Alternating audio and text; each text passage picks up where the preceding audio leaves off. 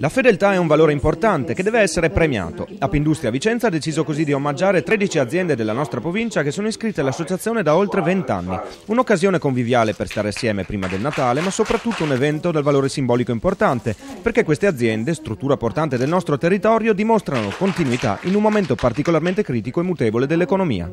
Le aziende premiate sono la CIAS di Schio, Euroetichette di Monticello Conte 8, GMB di Zanè, Intermobile di Longare, Nuova Everest di Arzignano, Revimac di Montecchio Maggiore, Rotografica Veneta di Vicenza, PRM di Malo, Forvit di San Germano, Linox di Schio, TF4 di Zanè, VTD Trasformatori di Valdagno e Vaportex di Carré.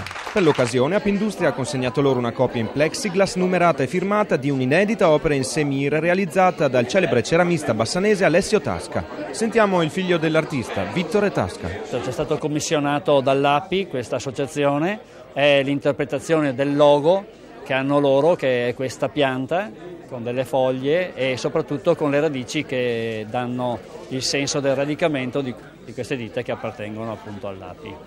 Di dare un significato a questo premio di fedeltà che riteniamo importante perché, ripeto, la fedeltà dei nostri associati è veramente una cosa sulla quale noi ci crediamo molto. Dall'altro un piccolo investimento in cultura che in questo momento, anche se può sembrare anacronistico, in realtà è molto importante. La cultura ci salverà sicuramente.